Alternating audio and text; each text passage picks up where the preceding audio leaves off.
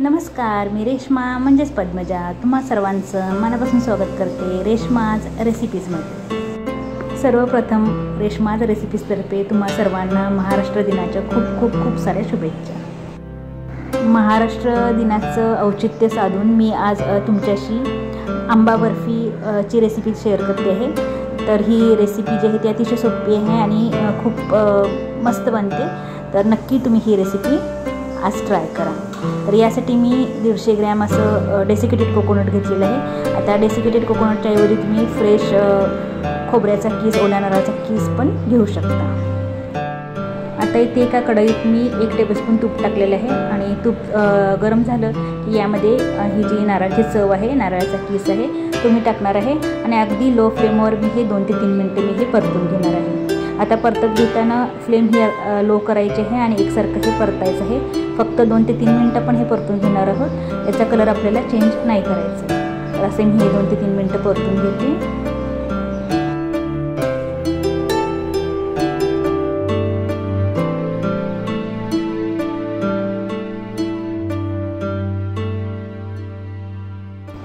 आता हे छान असं आपलं 2 ते 3 मिनिटं परतून झालेलं आहे। तुम्ही इथे बघू शकाल की याचा कलर चेंज नाही झालेला आहे। तर हे असं परतून घेतल्यानंतर इथे मी 1 वाटी अगदी प्युअर हापूस आंब्याचा जो रस असतो म्हणजे पल्प असतो तो घेतलेला आहे आणि तो मी यात टाकणार आहे। आणि हा पल्प टाकल्यानंतर मी हे छान असं मिक्स करून घेणार आहे आणि परत हे खोबरं आणि हा जो आपण आंब्याचा रस टाकलेला आहे तो एकत्र असा 2 ते 3 मिनिटं छान असा परतून घेणार आहे। तर हा आंब्याचा रस आणि हे खोबरं जे आहे ते असं छान असं मिक्स झालेलं आहे आणि ह्याला कलर आत्ताच किती सुंदर दिसत आहे तुम्ही बघू शकाल इथे।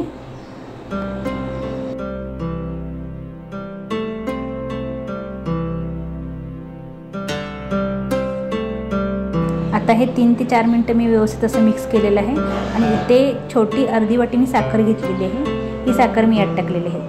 आता साखर टाकताना तुम्ही अंदाजे टाका, कारण आंबा किती गोड आहे त्यानुसार तुम्ही ही साखर कमी जास्त करू शकता किंवा तुम्हाला किती बर्फी गोड हवी आहे त्यानुसार तुम्ही हे साखरेचं प्रमाण कमी जास्त करा। आता साखर पण मी छान अशी मस्त विरघळेपर्यंत हे सगळं जे मिश्रण आहे ते छान असं परतून घेणार आहे आणि फ्लेम ही लोच ठेवायची अगदी सुरुवातीपासून ते ही पूर्ण रेसिपी होईपर्यंत, म्हणजे पूर्ण ही वडी तयार होईपर्यंत आपल्याला ही सगळी जी प्रोसेस आहे ती लो फ्लेमवर करायची आहे।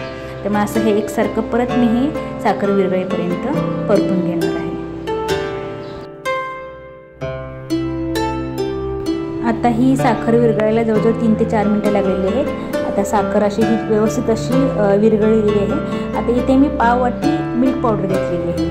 ही मिल्क पावडर मी टाकलेली आहे आणि ही मिल्क पावडर पण मी व्यवस्थित मिक्स करून घेणार आहे आणि हे सगळं परत एकत्रित असं जोपर्यंत याचा व्यवस्थित असा गोळा बनत नाही आणि कडेनं जे आपण तूप टाकलेलं आहे ते तूप असं कडेनं सुटत नाही तोपर्यंत मी हे छान असं परत परतून घेणार आहे। म्हणजे ह्याचं आपल्याला वडी बनवायची आहे, त्यामुळे ह्याचा असा एकत्रितपणे हे असं बाइंड व्हायला पाहिजे हे सगळं मिक्सचर, त्यासाठी आपण हे छान असं परतून घेणार आहोत। आता मला थोडंसं तूप कमी वाटलं म्हणून मी परत यात 1 टेबलस्पून तूप टाकलेलं आहे आणि परत छान असं हे गोळा होईपर्यंत मी असं हे परतून घेणार आहे।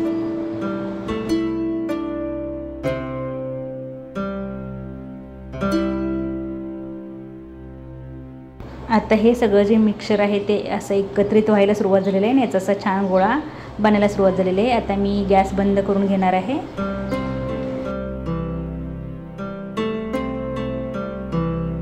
इथे एक मी टीन घेतलेलं आहे आणि या टीनला मी खाली तूप लावून घेतलेलं आहे आणि याच्यावरती मी हे मिश्रण टाकणार आहे आणि हे थापून घेणार आहे। आता वडीचा थिकनेस तुम्हाला केवढा हवा आहे त्या अंदाजानुसार तुम्ही हे जाड किंवा पातळ असं हे जे मिश्रण आहे हे थापून घ्या।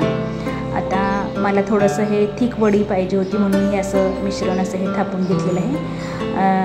थोडंसं मिश्रण हे थंड झाल्यानंतर तुम्ही हाताने व्यवस्थित असं हे लेवल करून घ्या आणि हे लेवल करून झाल्यानंतर लगेचच आपल्याला ह्याला चौकोनी असं ही वडी कट करून ठेवायची।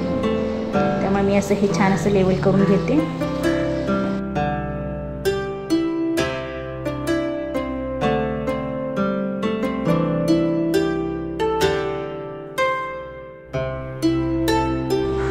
आणि ही वडी मी चौकोनी शेपमध्ये करत आहे, त्यामुळे हे असं मी चौकोनी अशी ही वडी मी आत्ताच अशी कट करून घेते। असं मार्क करून घ्या। हे कट केल्यानंतर मी जी ही वडी आहे ती मी अर्ध्या तासासाठी फ्रीजला सेट व्हायला ठेवून देणार आहे. कारण आत्ता ही वडी गरम आहे, त्यामुळे जर आत्ता लगेचच आपण ही जर वडी काढायला गेलो तर याचे तुकडे पडतील, म्हणजे व्यवस्थित त्याचा शेप चौकोनी शेप बनणार नाही, ही तुटायला सुरुवात होईल. त्यामुळे ही अर्ध्या तासासाठी मी फ्रीजमध्ये सेट करणार आहे आणि अर्ध्या तासानंतर मी ही जी वडी आहे थोडीशी फर्म झाली की काढून घेणार आहे. तुम्हाला जर वडी ही थापल्या कट करायची नसेल तर तुम्ही थोडा वेळ 15 ते 20 मिनटं फ्रीजला ठेवून थोडीशी सेट झाली की सेट झाल्यानंतर पण तुम्ही ही वडी कट करून घेऊ शकता. आता अर्ध्या तासानंतर ही फ्रीजमधून मी वडी काढून घेतलेली आहे. तर ही छान अशी फर्म झालेली आहे. आता मी कावेलच्या साहाय्याने अशी ही खालून अशी ही सोडवून घेते. तर अशी ही छान अशी एक वडी अशी मोकळी करून घ्या, सोडवून घ्या आणि अशी एक वडी प्लेटमध्ये काढून घ्या.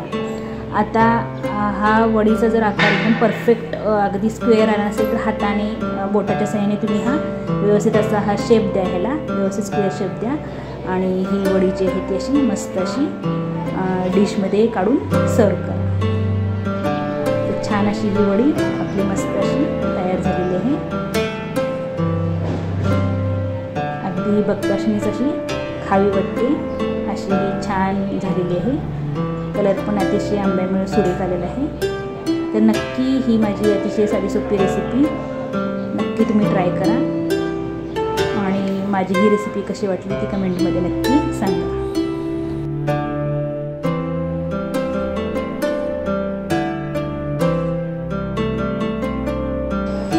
माझी आजची ही रेसिपी जर आवडली असेल तर लाईक आणि शेअर नक्की करा आणि अशाच वेगवेगळ्या चमचमीत, चटपटीत आणि सोप्या रेसिपीजसाठी माझं चॅनल नक्की सबस्क्राईब करा.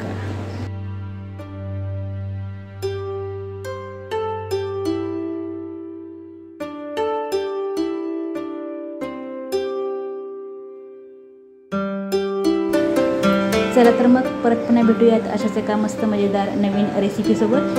तोपर्यंत तुम्ही पण असंच नवनवीन पदार्थ बनवा, स्वतः खा, घरच्यांना खाऊ घाला आणि त्यासाठी माझं चॅनल बघत राहा.